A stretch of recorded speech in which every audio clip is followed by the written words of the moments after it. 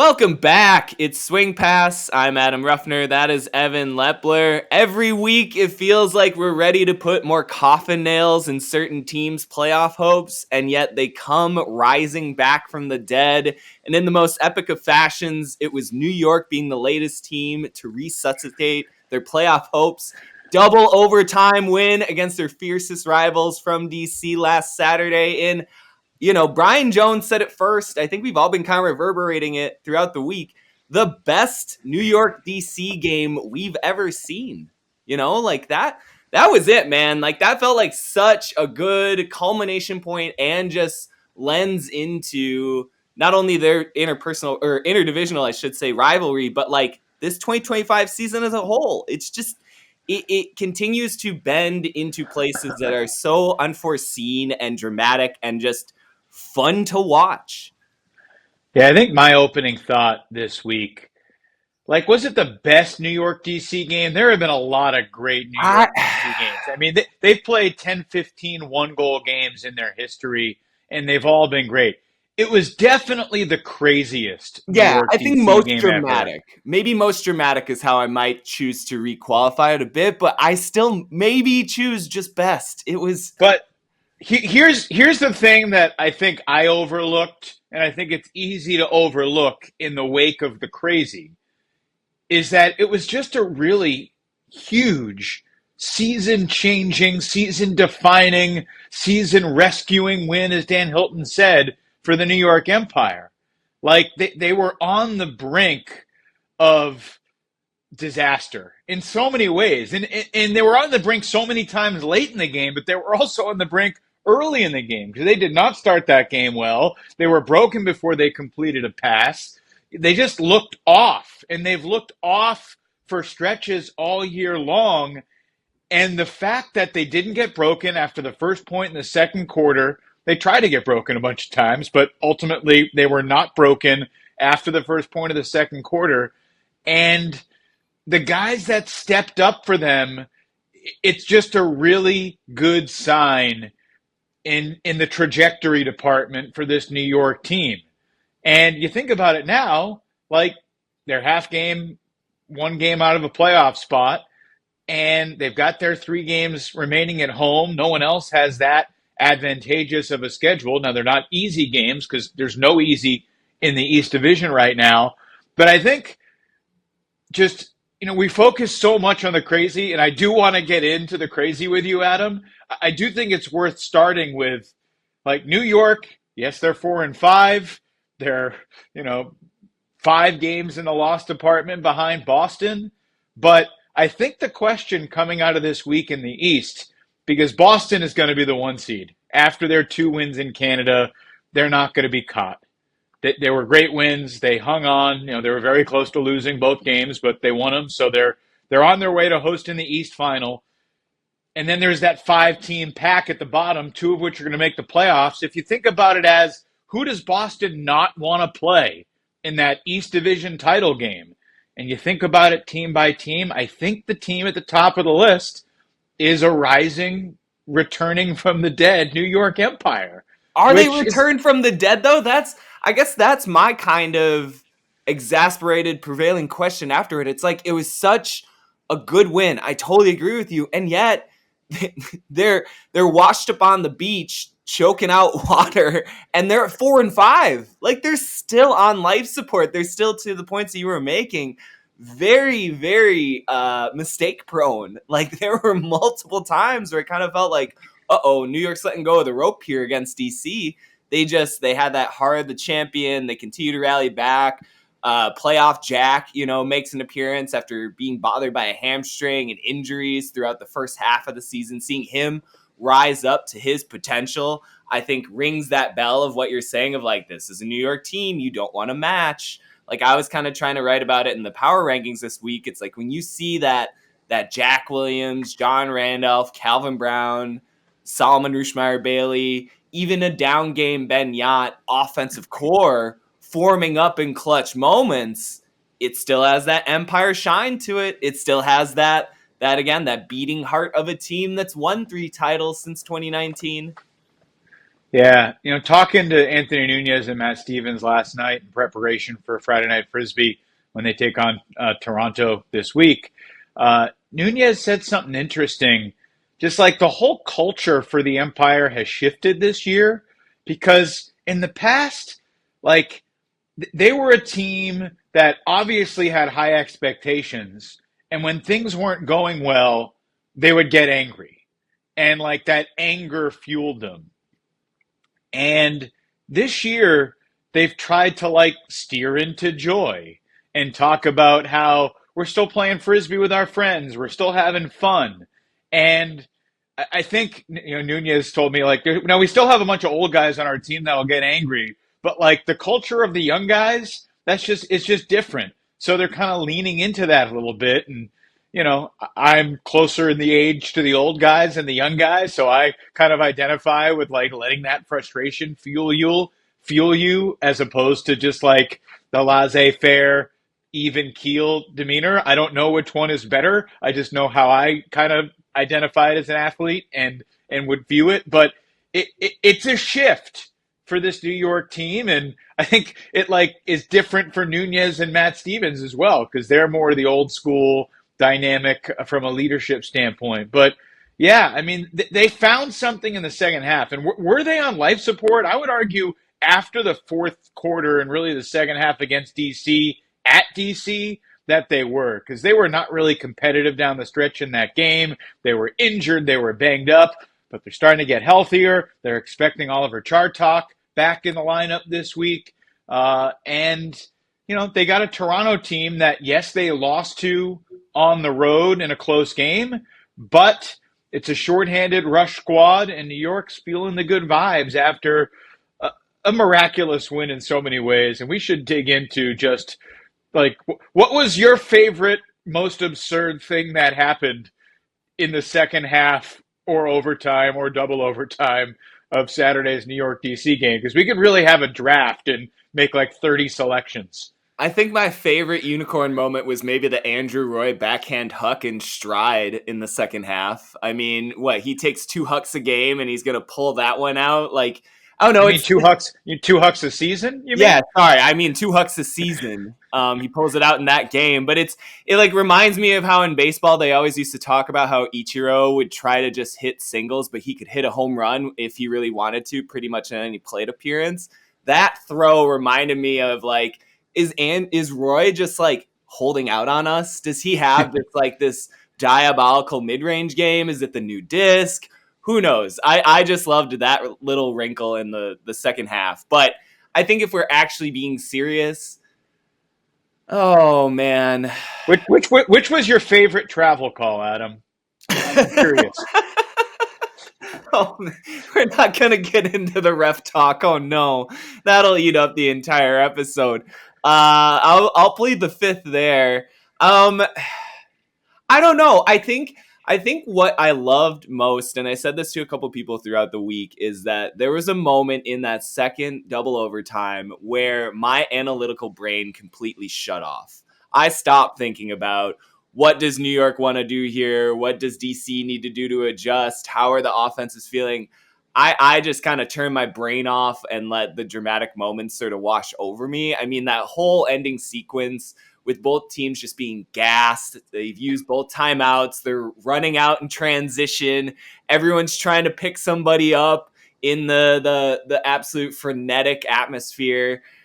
That's sports to me. Like when it is just toss aside the clipboard. We didn't game plan for this. We've X'd and O'd everything we possibly could on the theoretical chalkboard, and yet here we are, just Yeah. legs versus legs out in the open. And it's just, I don't know, like something about when you get the right rivalry game, it rubs my brain the right way. And so I just love the entire sudden death. It really brought out that second word there, that death part, where it just felt so dramatic and like a cliffhanger at every throw, every possession.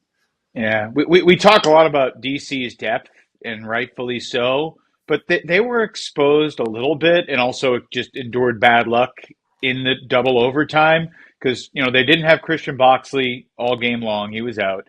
Cole Jurek I think he cramped up middle of the fourth quarter. I don't know that for sure, but I think that's what happened.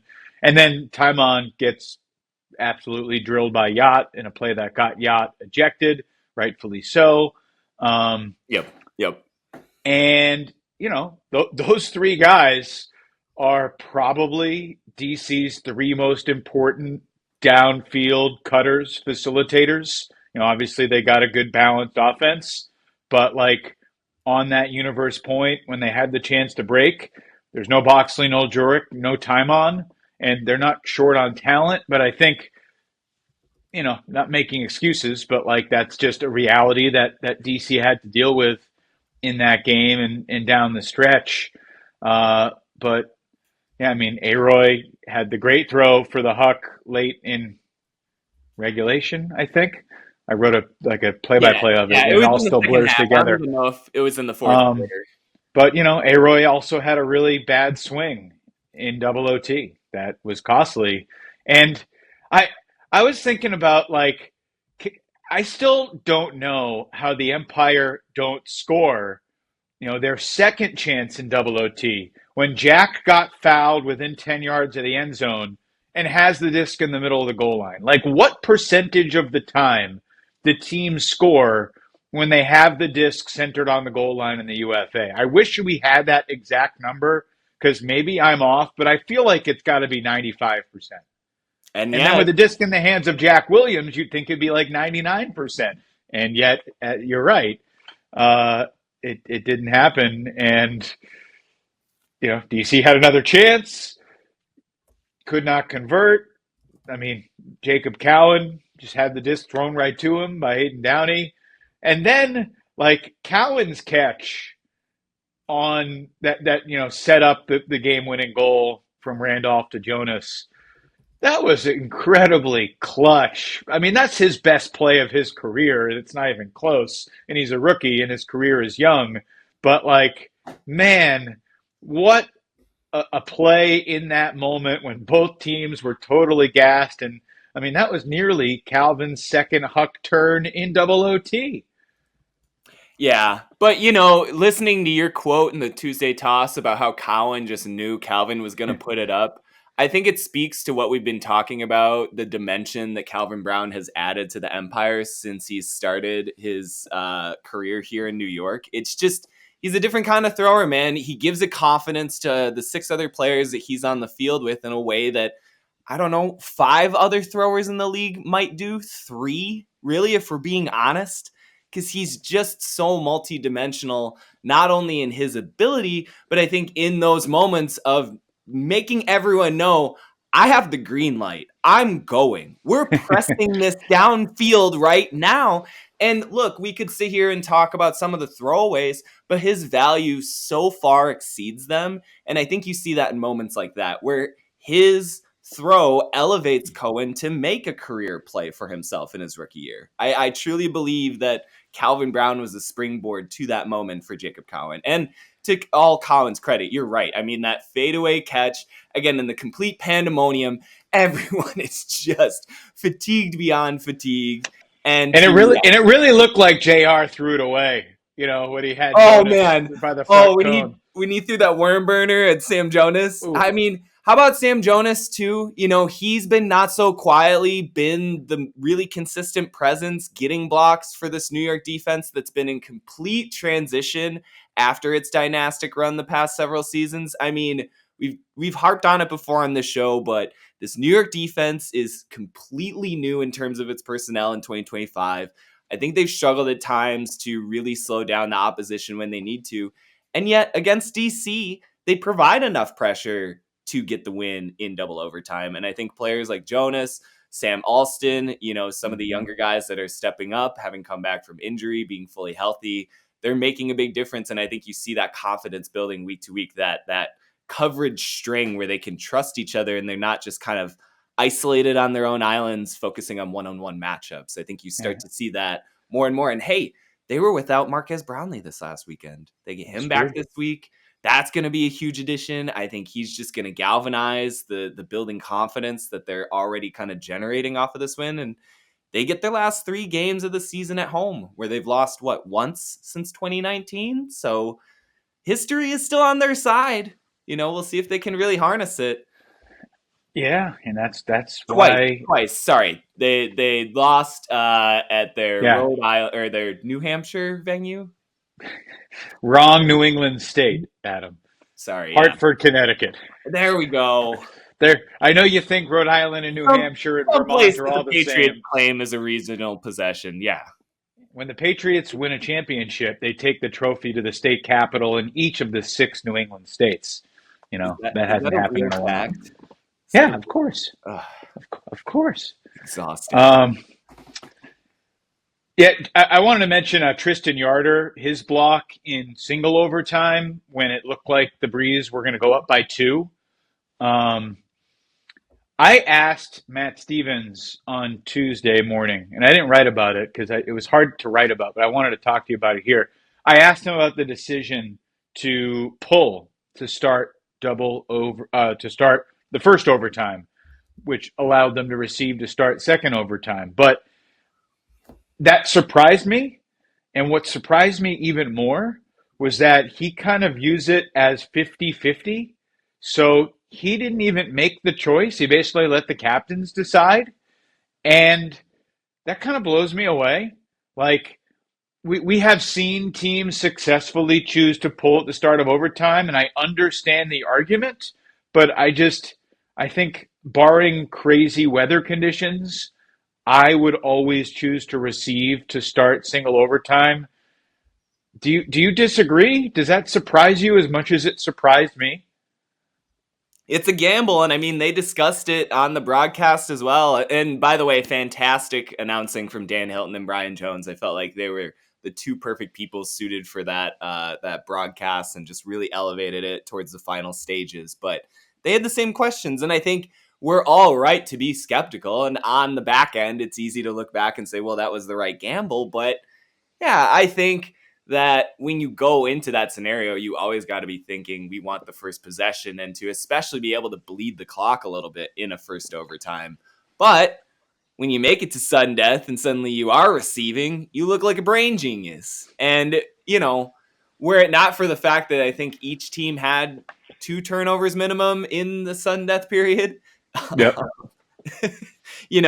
I think it would have looked a little bit smarter, but it kind of all just came out as a wash in the end. I don't know that you really ascribe it to being a good decision or not. I think you just say that, like, yeah, it was a gamble. It was a chance. I think that they maybe had to take, kind of given to some of our points about they weren't necessarily closing out that game with the greatest of confidence. It wasn't like they were rallying from behind with some big momentum. They were kind of here and there spotty. And so I think, trying to generate the possibility that they could just close out in sudden death, I think, yeah, they have to roll that die. Yeah, it really surprised me. I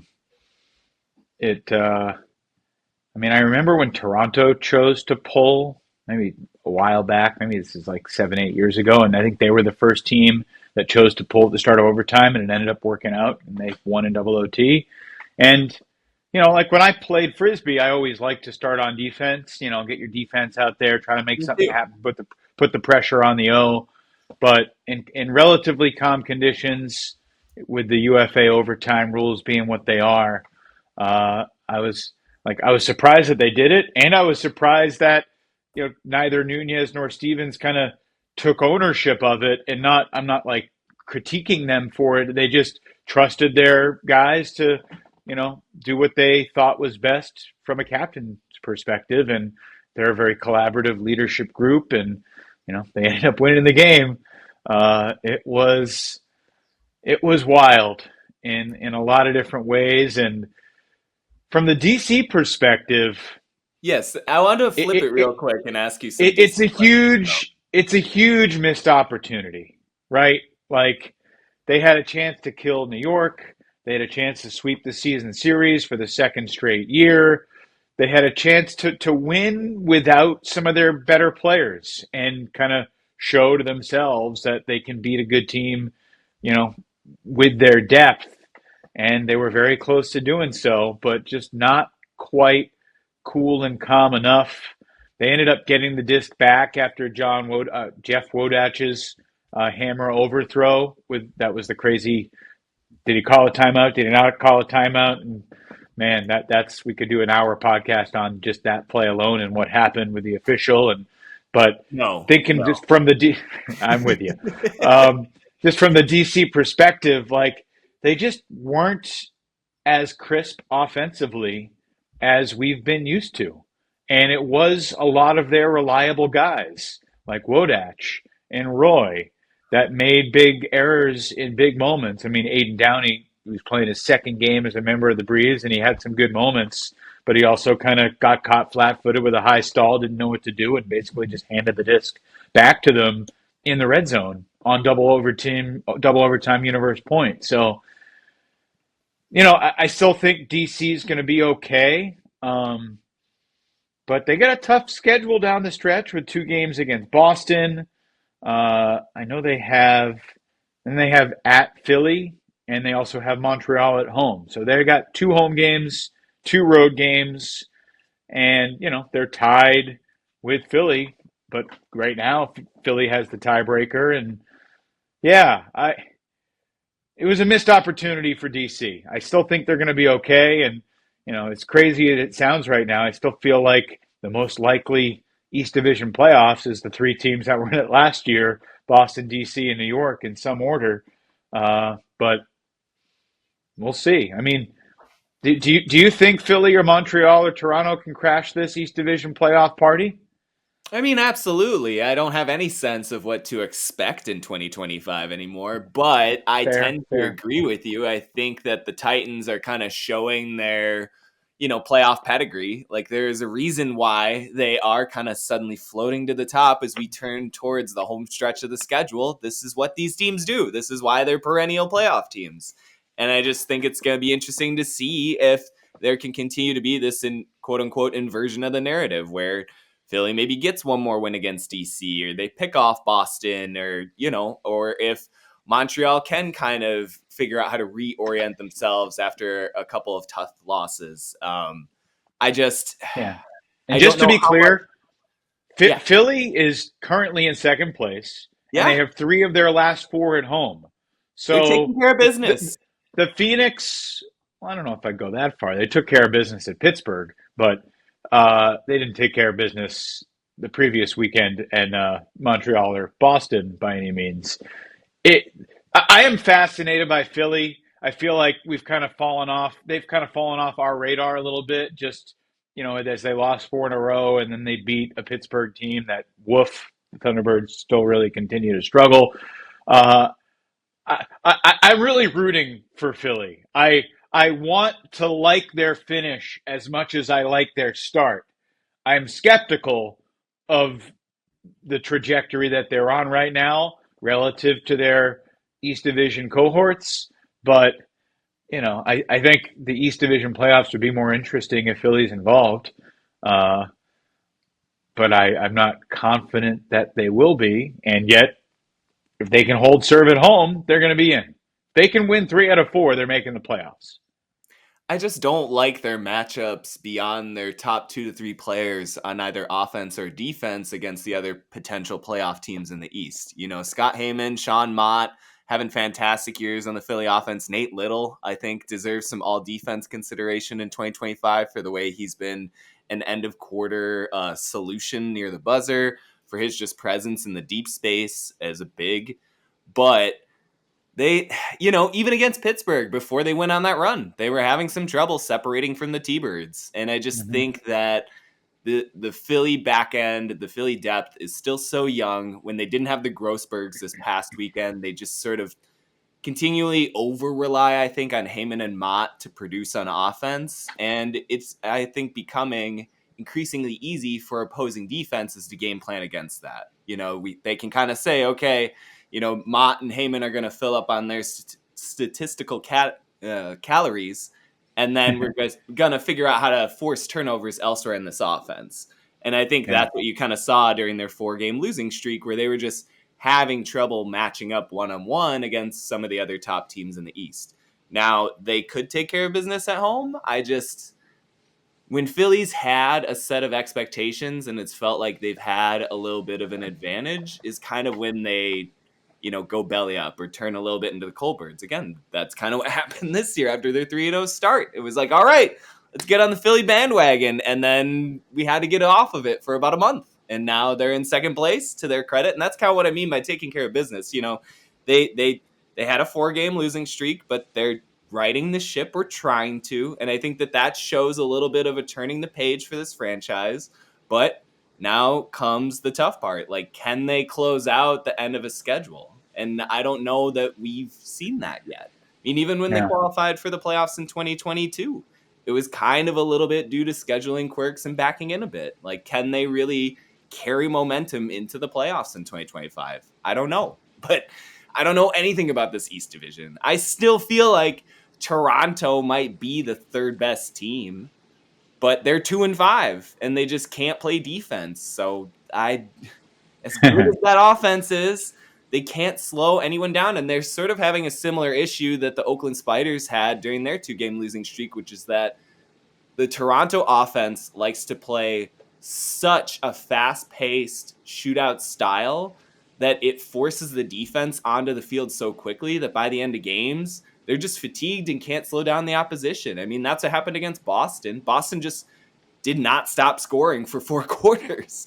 Rush had a lead at multiple points in that game, and they just couldn't close the door and continue to allow the glory to rally.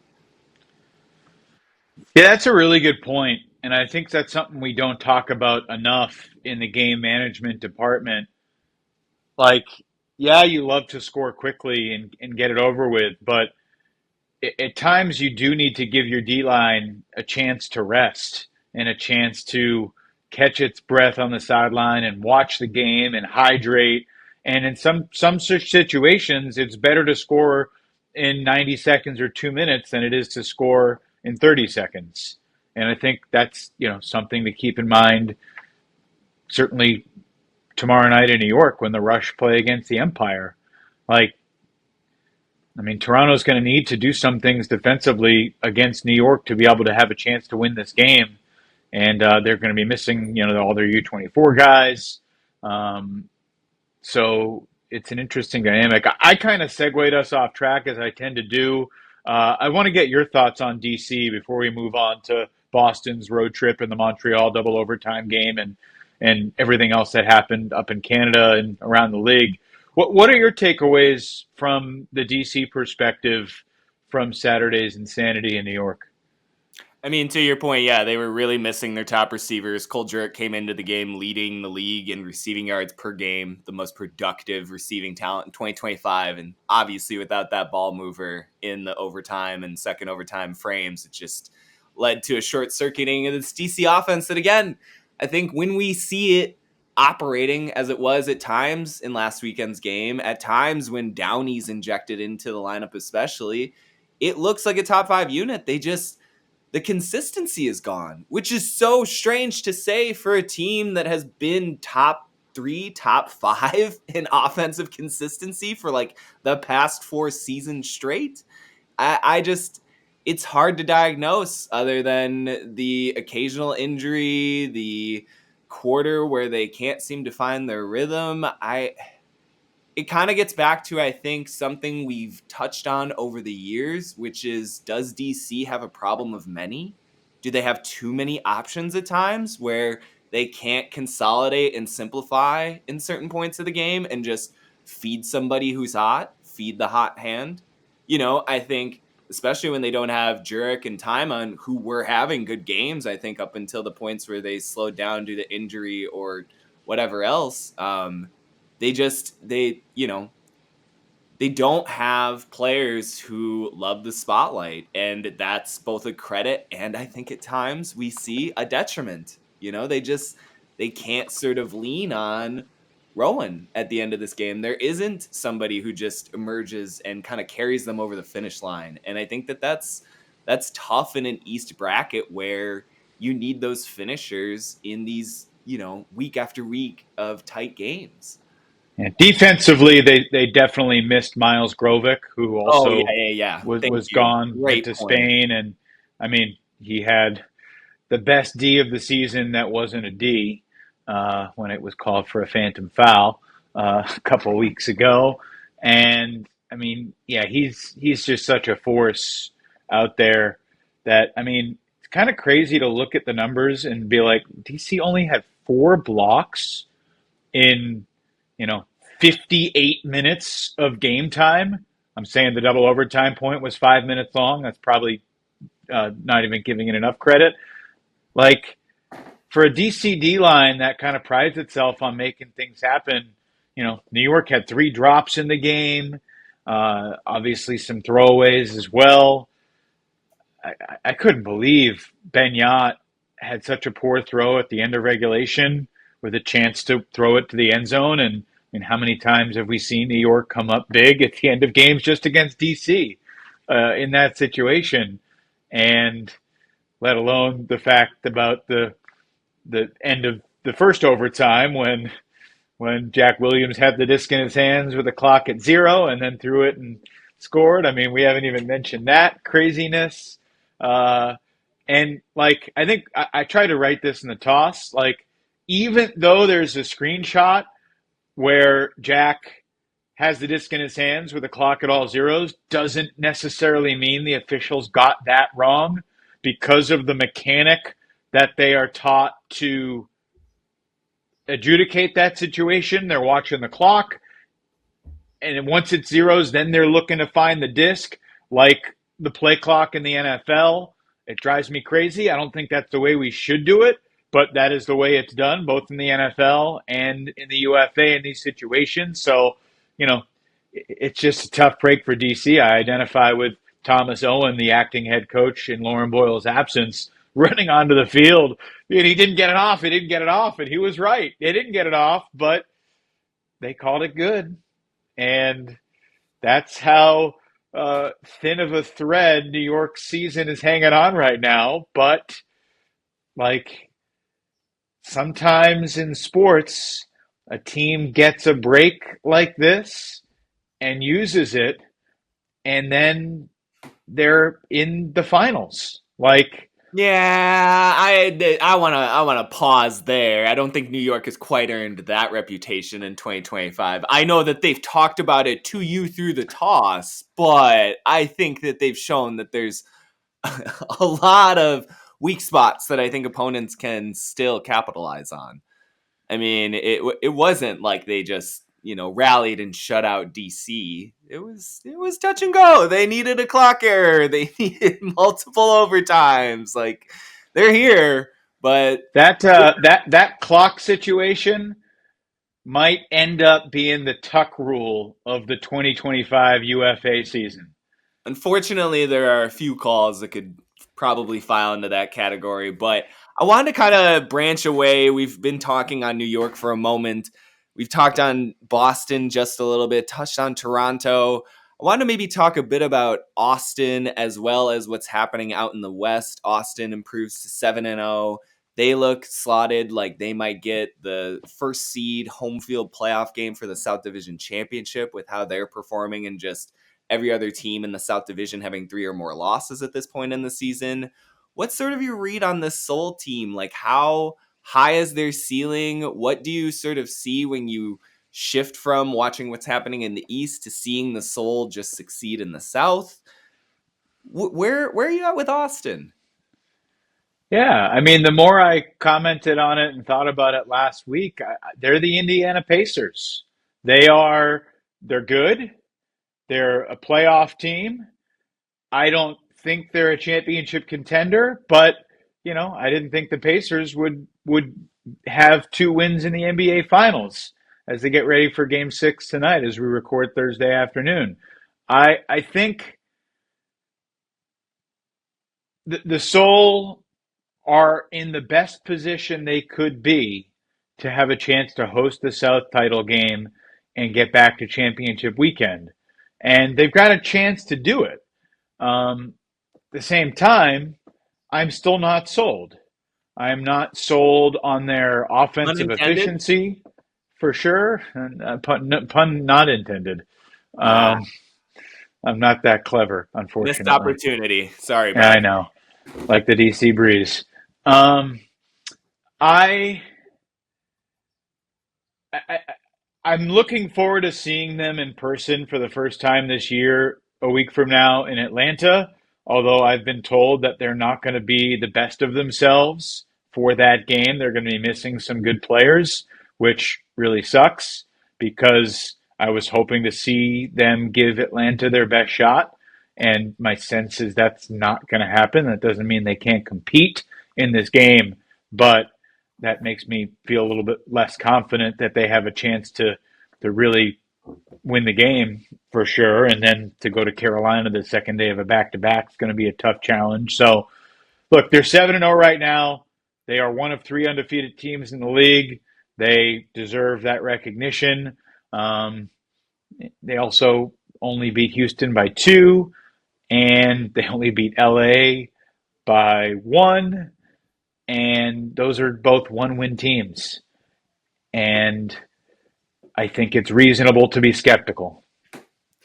They kind of feel a little bit to me like prior Madison Radicals teams during their perennial championship weekend appearances, where they can kind of feed off of their schedule a bit in a way where they get all these wins. They kind of look impressive in certain matchups, but I agree there's sort of close games are against the caliber of opponents that I don't feel like they should be in close matchups with if they're really trying to be a contender in that status. And so, yeah, I it's unfortunate that we're not going to get to see them battle tested against Atlanta because, again, I think that's what so proved how good Atlanta was the past couple of weeks, even as they sustained a 3-game losing streak, was that they went on the road, they took their lumps at full strength against Minnesota and Chicago. Now it feels like, okay, we know what to kind of expect against this team in a playoff level environment. I don't know what to expect from Austin in that kind of environment because their playoff level sort of situations have come against, to your point, LA, Colorado a few weeks ago, who was playing on the second day of a back-to-back in extreme heat. Yeah. It just, I don't feel like we've seen the Soul do their best punch, nor have I seen them receive another team's best punch. And that's why it's so unfortunate and frankly just weak sauce for Austin to not prioritize bringing their best squad to Atlanta a week from now to give the Hustle their best shot on the road. Like this is the rep that Austin needs. Now, look, they could lose this game and lose at Carolina and still host the South Final because of everything else that's happened and because of Atlanta's comically difficult schedule compared to Austin's comically not as difficult schedule. They can make it a championship weekend. Wouldn't a game at Atlanta help prepare them for a game against Chicago or a game against Salt Lake or a game against Boston that they might have at championship weekend? Like this is people have lives, people have stuff going on outside of Frisbee, but it's really weak for the Soul at 7-0 to not bring their best. And if they hear this and get pissed off, good. If they hear this and want to bring their best squad and make me look like I was wrong, awesome.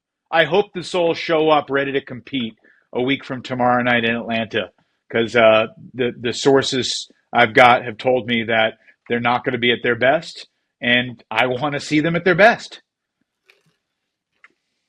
Yeah, End of rant.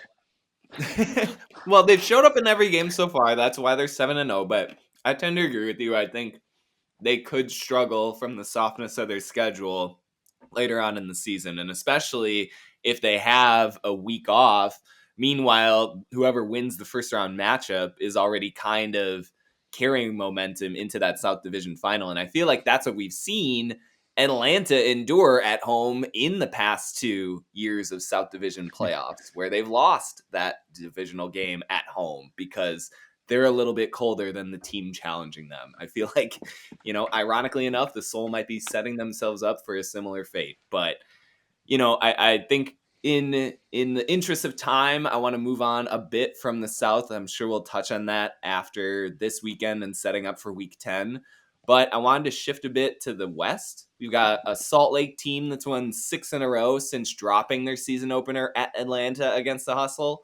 feel like they've been one of the most impressive teams over the last month, despite Yeah. similarly riding, I think, an easier schedule maybe than other Yeah. teams. But look, I mean, Bryce Merrill rightly said they're 1-1 against teams with winning records. yeah, yep. So they have 4 of those games coming up, 2 with Colorado, 1 more with Oakland, and an interdivisional game with Minnesota. The Shred are going to be tested in the next month, and we'll see what they're made of. I'm excited to see what they're made of because I'm high on the Shred. I like what they have built. I like how they have looked and how they've responded to adversity within games.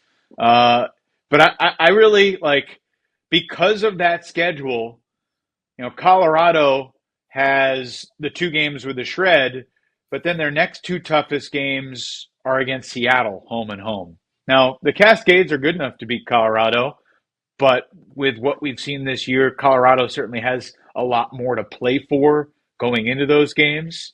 Um, and, Oakland has not only a trip to Salt Lake, but has the 2 games with San Diego. So, I mentioned all that to say I think Colorado has the easiest remaining schedule. Now, with that said, they also have way more games left because they're just 3-2 compared to 6-1 Salt Lake and 6-2 Oakland. So a lot more work to do for Colorado. And this is the same Summit squad that lost in Houston and Austin in pretty embarrassing fashion, particularly on the first night of that doubleheader.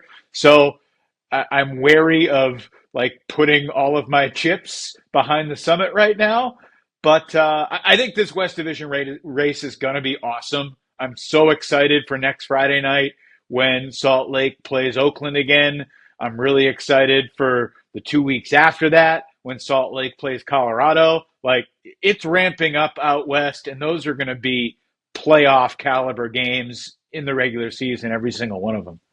Well, and here's the thing about the Shred that I keep coming back to for their season is they've put themselves in such a position where, kind of on the flip side of Austin, I think Salt Lake needs that first round bye and the home playoff game to really make it through the West Division bracket. I think if they have to play on the road in a first round matchup, that's going to be really tough for this young team to find confidence in. And then I think if they have to play even that first round at home, and then go on the road for the West Division Championship, that's going to be a tall order for the Shred. I think if they can kind of hold out right now in that first spot in the standings and get a first round bye, they'll set themselves up in an even better position than where they were at last year with all the expectations. I think they'll be able to capitalize on it, given the kind of almost hubristic enthusiasm of this young team. I love the defensive mindset of the Shred right now. They want to get layout blocks everywhere. They want to run in transition. They want to score 5 breaks in a row every single quarter. And they just don't care who really does it. It feels like every week there's a slight adjustment to their defensive rotations, and they're just able to plug and play. And it's been such a return to form and kind of where their franchise started, and kind of, I think, changes a little bit of the, I don't know, the strictness that they were playing with, I think, ever since they made that semifinals appearance in 2023. I just feel or the championship game appearance. It's Mm-hmm. last year they were just so rigid in everything that they ran. It felt like they needed to run a specific playbook at every area of the field. And this year, it's so much more wide open. Their offense is just kind of run and gun. Their defense is looking to expose you and run in space. There's so much more freedom. And I feel like that's such a better identity for the Shred versus where they were kind of stuck at last season. Yeah, well, their offense went under a pretty significant transformation, right? Because Sean Yeah. Cannell left, Luke Jorgensen is hurt, Grant Lindsley left, Ben Field stepped away. And Chad Jorgensen has been phenomenal. Braden Eberhard coming back from injury has been a really great kind of orchestrating handler, really reliable, really steady in the backfield. I think Jordan Kerr has kind of found his niche as a secondary guy, working off of Chad and McKay and Will Selfridge when he's out there. So, yeah, I agree with you. I think the other thing about the West Division race is all 3 teams at the top have good and different and quirky and meaningful home field advantages. And I was going to joke, no way Salt Lake, if they could get home field advantage, could lose the West Division title game for the second year in a row. We would never imagine seeing a team lose that game at home 2 years in a row, except it's happened the last 2 years with Atlanta. Sorry, everybody in the ATL. Um, yeah, I do think home field advantage is significant, though. And with that said, there's no guarantee that just by playing at home that you get to make it to Madison for championship weekend. So yeah, there aren't really any super exciting West Division games this weekend. I mean, the interdivisional game LA Seattle is fun because it's those two teams that have played in the past. But other than that, we have Vegas at Colorado, Vegas at the Spiders. Which one of those games do you think Vegas has a better chance in, Adam? Pass. Plead the fifth. You already pled the fifth once by rules, the Fine. fine print of the I can no. podcast. That's No, that's there's that's there's actually no not how the rules work, nor does the fifth work. the UFA Constitution is different from the American Constitution, and the American Constitution is not being all that respected these days either. So, That's true. We're getting a little bit left field. You know, I think getting back to the West playoff race, yeah, it's a bit of a lull week. I don't trust the Bighorns on the road right now. I feel like they've at least started to build a little bit of identity during their home games. They scored their most in a game at home in their last matchup there against San Diego this past weekend. But yeah, I just, traveling as an expansion team is always a bit of a odyssey. And I feel like the Bighorns are still kind of trying to find their footing, especially on defense. And so going into Colorado, going into Oakland, two of the most high octane offenses in the UFA this season. It's a tall order for a winless squad. And look, which game's closer? uh, You can pass again if you I'll want. pass. I mean, again, like Oakland just throttled Oregon 25-9 this past weekend, and so they're blowing out that team by 16. They could do a similar thing to Vegas on the second day of a back-to-back this coming weekend. Yeah. Yeah. The games we should be talking about this weekend are Toronto at New York and Toronto at Boston, Right. which are back in the East. And I know we spent a lot of time in the East. Before we get into that and wrap up, is there anything from last week that we have? I mean, I think we should spend a couple minutes on Montreal Boston, that double overtime absurdity that we really didn't talk about directly. Like, man, Montreal was so damn close. It was Yeah. so close. They played so well for portions of that game. Then they gave it away. Then they got it back, and it felt like they had it, and they had the disc, 5 times in overtime and couldn't score. And yeah, that would have just been such a meaningful win for Montreal. And like you could argue that was the most heartbreaking result of the weekend for any team involved. And that says a lot because the DC Breeze literally were up by one with the disc in the other team's hand with time expired. So What that's is just it? how. What is it about the grass at Claude Robillard? I feel like it's a bit of a grass monster or something for opposing teams. It always seems to bog down opposing offenses. Boston just could not get a consistent rhythm established quarter to quarter in that game. And I think throwing a little bit of shade at the Royale defense because they've been, in my mind, the most underrated unit in the league this year. Charles Guay had another kind of set of clutch blocks in this game. He continues to play the best ultimate of his career. They're deep and they're committed to what they want to do. Like they have a clear coverage scheme in every matchup. They know how they want to approach the opposition and sort of take away their best options, and they're committed to it. And it's such a difference, I think, from how you watch maybe a more talented West Division team play defense, where it's just sort of one-on-one, looking for athleticism to win out. This Montreal team really schemes well. They take away options that you like to use, and they make you work for it. Like, one of the things that I was reflecting on in that Boston-Montreal game is there were so few short field turnovers. Felt like Mm-hmm. every single score had to be this full field march, or it was multiple turnovers with both teams kind of taking shots into the end zone. There was, I think, a lot of good discipline in how each team engaged their drives. I don't know. It was one of those matchups that, again, I think we underrate how well the Royale just play Boston. This is, their, I think, fifth matchup in the past 2 seasons. And in about 3 of those, Montreal has either won or given the glory hell in a way that I think other East Division teams kind of struggle to right now. Like they seem to absorb Boston's physicality and size as well as any opponent does in the UFA at times. Yeah, Montreal finished the game unfortunately 5 for 15 on their hucks. That's a tough number. Uh, Especially given and how they've been playing with their deep attack at home. I mean, they were yeah, scoring 25 a game during that 3-game home winning streak. yeah, and we should mention the emergence of the two-time reigning MVP, D-line Jeff Babbitt, No, reminiscent of Ben Yacht, going from 2 years winning the MVP and then switching to D-line in 2022. Babbitt is clearly banged up. Like there's some injury that's going on that he's fighting through. But man, to be a guy that's fighting through injury to get 4 blocks on Saturday and then 4 blocks on Sunday in games that are decided basically at the very end, and that could have gone either way, and every possession is critical. Like, just the way he patrols the deep space at the buzzer, and just, I mean, arguably my favorite moment of the weekend. I literally jumped out of my seat, Adam, watching this on Sunday night when Keith McRae of the Toronto Rush went up and roofed Jeff Babbitt. I was going nuts in my living room just because, like, I was so stunned.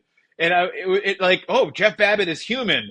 And he didn't get 9 blocks in the weekend because of that. He only got 8, and he's only got 15 for the year after playing offense most of the season. Like, this guy felt like every time he laid out, like, oh, he's hurt, we're not going to see him again. And then a couple points later, he's making another play. And Boston might go 0-2 this weekend if Jeff Babbitt doesn't take the field. Like, we haven't spent a lot of time dwelling on him. He's had a relatively quiet season, not but anymore. Leads the league in no. blocks after week 8 and back-to-back It, 4-block performances. I have a report off record from a Royale player that he dislocated his shoulder on Saturday before he went out on Sunday and had 3 of the best blocks of his career. He's so focused in what he wants to accomplish on the Frisbee field. I think it's daunting for the rest of us to really catch up to at times. And I think we hear murmurs of it from the people who play around him and are his teammates and things. But this is a weekend that reminds you really why he's back-to-back MVP. He commands points at times that are just silly. That play he had against Toronto where he just rose up and took the disc out of the air. yeah. I was thinking somebody else. Are there 2 other players in the league who even have the abilities to attempt that play?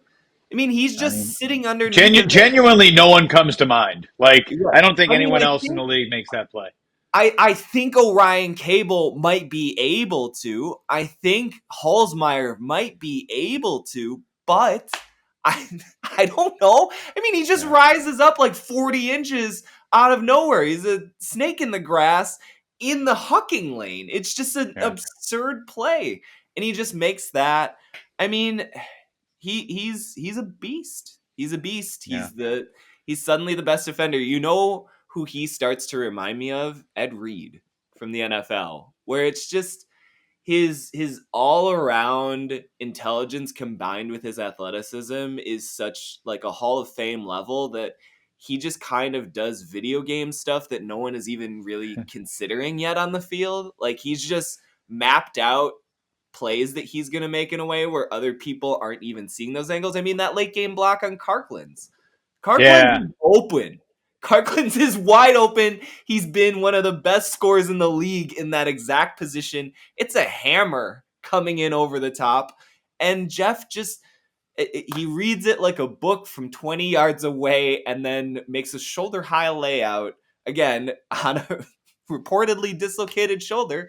And that's that. And everyone just kind of stands around and we all accept it that that's what he does now. But I don't know. He makes everything look so easy. again, it's one of those things where it sounds so cliche, and yet when you watch the tape, when you think about the longevity and how many years he's been doing this and through how many injuries and how he just brushes everything off, it's And, remarkable.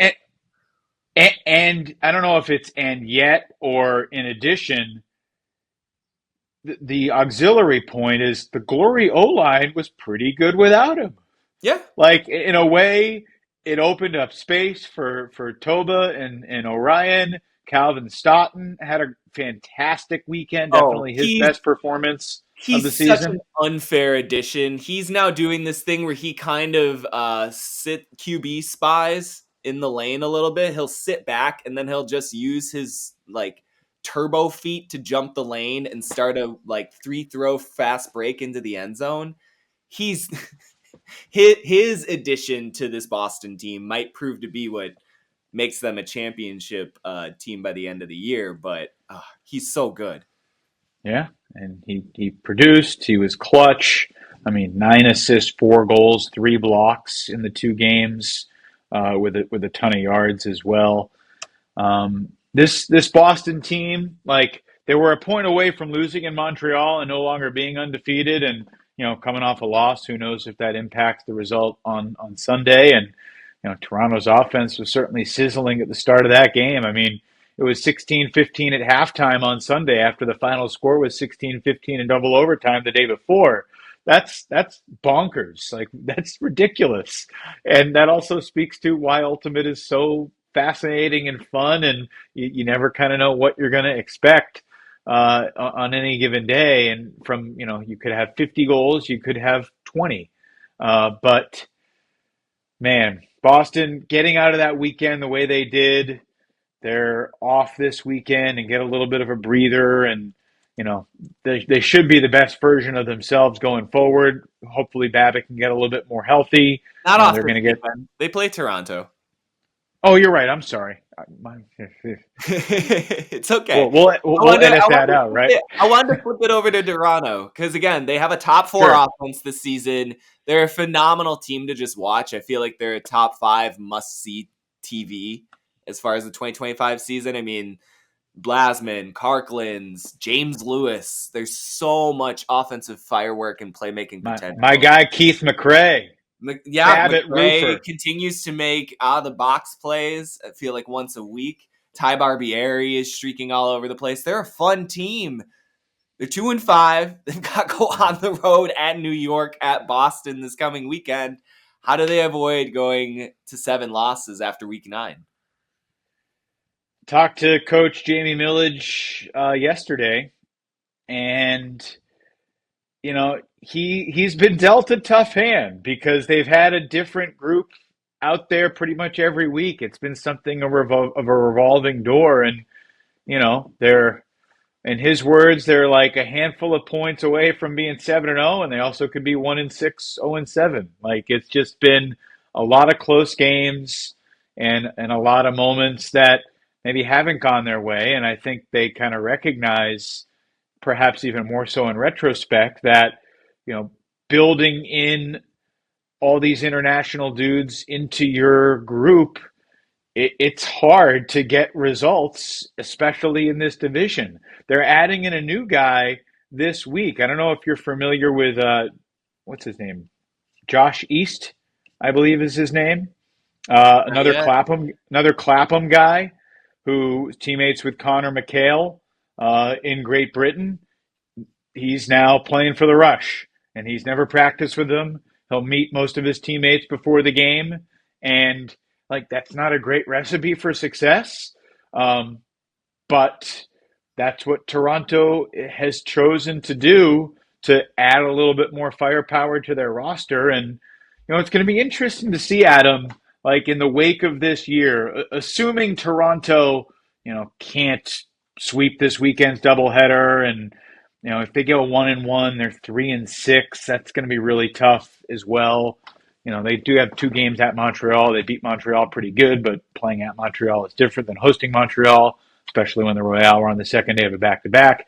I think, it'll be interesting to see what happens in the future because, like, clearly Toronto has rebooted their team in a lot of fantastic ways and created energy. And I mean, Jay Millage is telling me, like, even though we're 2-5, like, nobody's down. You know, there's still a lot of belief. There's still a lot of buy-in. We'll see this weekend how they look and how they evolve in the future. Do they bring these guys back? Are these guys one and done? Like, there's a lot of questions about Toronto going forward, but it's a very different team that went 1-11 and only beat Detroit, or they only beat Pittsburgh last year. That was their only win. Woof. Sorry, Thunderbirds. Yeah, I'm really excited to see Toronto in person. One, to see these international dudes. I mean, I've seen Arvids play in person before, but that was back at the World Championships in 2022. Got the Nalgene that I'm using to drink water out of right here for those watching on YouTube. That was a fun week in Mason, Ohio, and the Mooncatchers were the story of the tournament.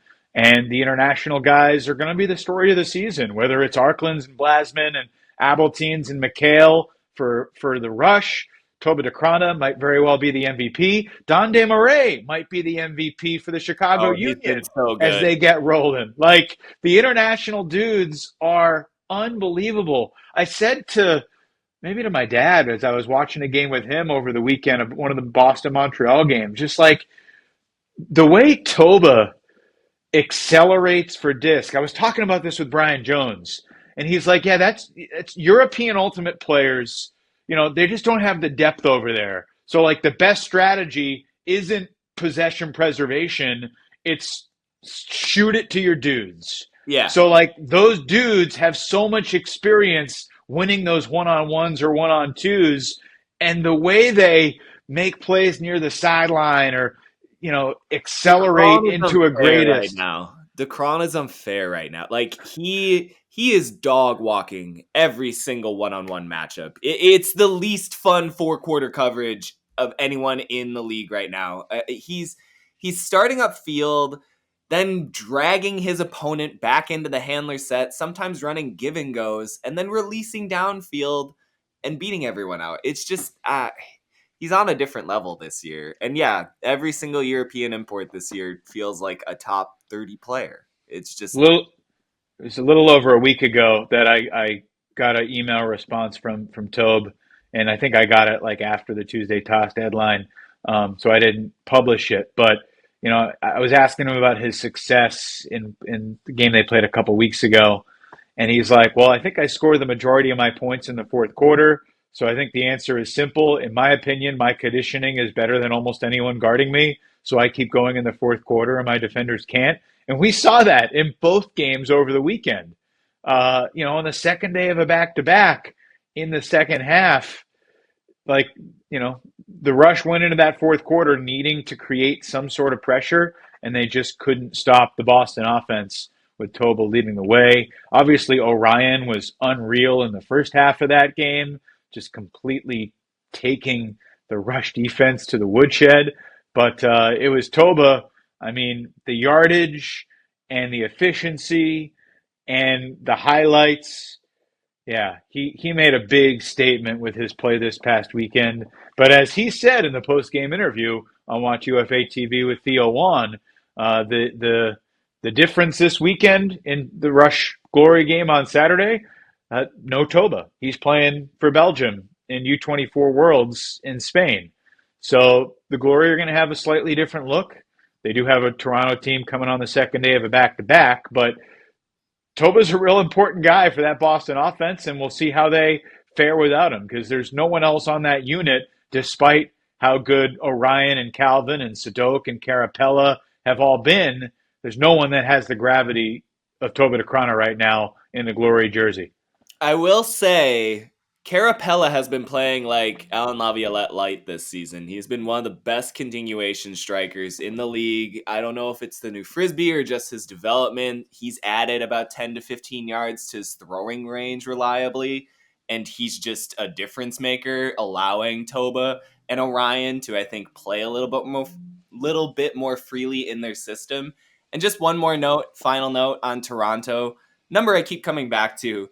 They're allowing opponents to complete 75% of their hucks in 2025. Not That's great. just that's just not a way that they're going to win games. So, they can continue to import talent, but until that defense slows down anything in an opposing deep attack, I can't trust them yet.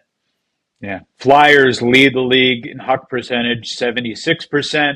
Seattle's number 2 at 74%. So for a team allowing that opposing huck percentage, that is dead last in the league. Boston completed 3 of 10 at Montreal on Saturday, turned around the next day, and then on the second game of a back-to-back, completed 10 of 11 against the Rush. You just got to figure out a way to make Boston earn it a little bit more than airing it out to the guys that they want in one-on-one coverage. And look, the Chicago Union, I mean, just looking at it, like their opposing huck percentage is 25.9. Yeah, missile defense system over there. And I was going to be like, well, I know they played Minnesota and Madison, and those are not great offenses, particularly in the conditions. But like, I mean, what were I didn't think I have. Yeah, against Atlanta, the Hustle were 2 for 5 on hucks that day. No Holzmeyer, but that stands out. Something to put in your mind and think about in terms of matchups going forward and potential championship weekend. Can Chicago, like, they're not going to stay that good. Teams are not going to miss 75% of their hucks against them for the season. But I mean, I'm curious, what is like the best huck defense for a season? Last year, Madison had the best at 50%. Year before that, the Summit were the best at 52%. Again, they've only played a third of their regular season schedule, so small sample size, and but that's a good note. Yeah, I mean, it tracks. Like, they are definitely trying to take away explosives, and they're exceedingly good at it. Since the advent of these statistics, which were the start of the 2021 season, the worst opposing huck completion percentage was always over 50. And right now, there are 3 defenses, all in the Midwest, Chicago, Minnesota, and Madison, are all holding their opponents to below 50% on their hucks. Well, they also get 3 of the worst offenses in Pittsburgh, Indianapolis, and Detroit. So thank you for reminding me of that. I forgot. And with that note, heading into Week 9 with a 12-game slate, you'll be heading out to New York to cover the Friday night Frisbee between Toronto and the Empire. That'll be available on the UFA YouTube channel. And then on Saturday, Toronto will head to Boston for the second game of their road trip doubleheader for the game of the week against the undefeated Glory. Again, Toronto's season, or playoff season, I guess, is essentially on the line heading into Week 9. They'll need to at least get 1 win, it feels like, to stay alive. 2 feels like, again, coffin nails for this Rush team, talented as they are. But I don't know if you had any last notes. Otherwise, that will do it for this episode. Yeah. It's a strange weekend in the league. There's a lot of matchups of very good versus very bad, so there may be more lopsided games than usual. But Friday Night Frisbee and the game of the week, I got really high expectations for both of these games. And you never know what's going to happen in this crazy season. Like, could Houston give Carolina or Atlanta a game on the road? I doubt it, but that would throw a wrench into things. Could Detroit win at Pittsburgh on Sunday? Again, I doubt it, but I clearly am not too high on the Thunderbirds right now. So we shall see. Yeah, should be another fun weekend in the UFA. And this is just kind of the appetizer, because next week, Friday night, is going to be insane. We've had multiple double overtime games in recent weeks. Week 9 might feel like a little bit of a lull, but I'm sure it will surprise us in some way. And then Week 10 is just back into the thresher, back into the gauntlet. We'll be tuning in alongside you, the listener, throughout all the UFA action. But again, that will do it for this episode of Swing Pass. But remember, as always, Frisbee forever. Bye.